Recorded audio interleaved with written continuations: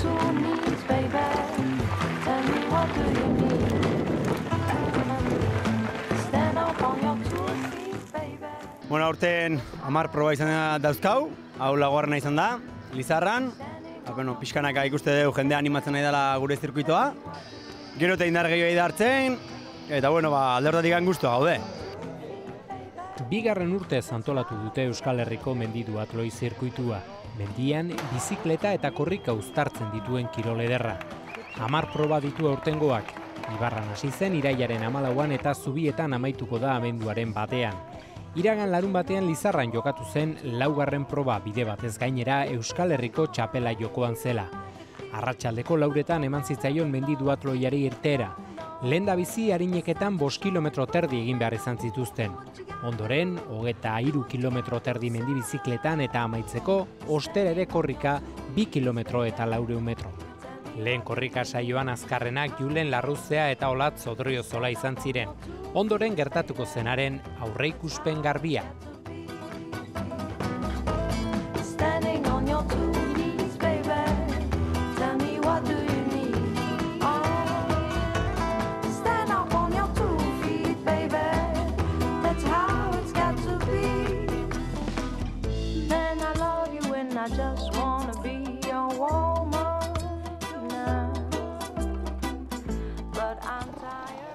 Mendi bizikletako tarteari Julen Larruzeak ekin zion lehen postuan, baina gainean zuen Unai Jus, garai batean txirrendulari profesionala izandako gasteiztarra.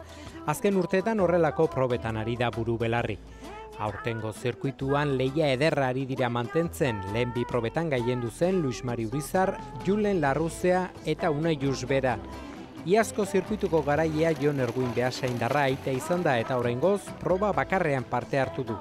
Harri Arangoan eta han bera gailendu zen.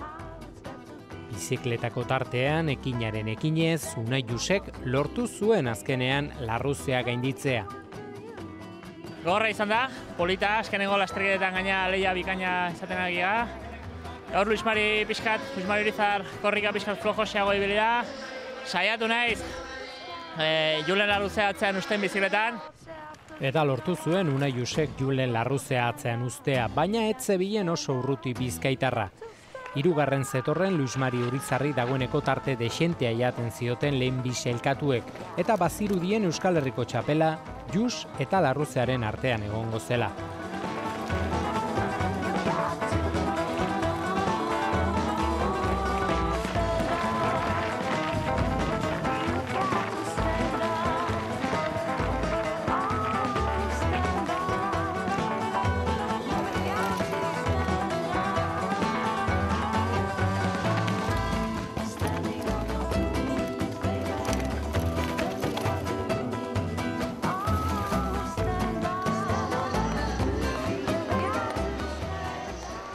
Lizarrako plazan ezarritako boxeetara Unai Jus iritsi zen lehen postuan, baina 10 segundu inguruko tartea baino ez zion ateratzen Julen Larruzeari.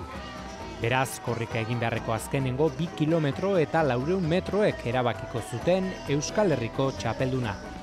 Unai Jus boxeetatik irteten ari zela Julen Larruzea iristen. Larruzeak bazekien korrika hobeto moldatzen dela eta bere esku zegoela Euskal Herriko txapela bereganatzea. 3. postuan, baina dagoeneko 2 minutura Luis Mari Urizar zirkuituko liderra eta poliki-poliki gainontzeko mendi duatloilariak. Azkenean Julen Larruzea garaie, bizkaitarrak ordu bete 32 minutu eta 8 segunduko marka ezarri zuen. Gaur egia esan, ez da lokatxik egon, ni teknikaki osak bizikletan ez naz batere hona, baina bueno, fizikoki ondo nabil, orduan dana ondo jantazte, las dote erorketarik euki, dana ondo urten da. 10 segundora pozarren helmugaratu zen Unai Jus. Azkenengo korrika saialdian, batez ere aldapa bera eskailera batzuk zeuden, horre teknikoki berak harrapatu nau, eta bueno, azkenengo metrotan segundu batzuk atea dizkit eta bera iragarri izan da, lehia guztiz gaina, zoriondu bakarrikin dezaket eta bueno, 2. postunekin pozik. Luis Mari Urizarrek osatu zuen gizonezkoen podiuma. Emakumezkoetan berriz, Aixe gailendu zen Olatz Odriozola Gipuzkoarra. Ordu bete 53 minutu eta 56 segunduko markarekin. Netzako igual rekorridoak tramo asko zauken korrika errepiden bitarten, baina bestela zirkuitoa politia, bizikletako tramo batzukola tekniko xamarrak, baina bestela gustua. Nei gorra intzait, baina bestela gustua. Laura Perezek eta Noemi Monterok osatu zuten emakumezkoen podiuma.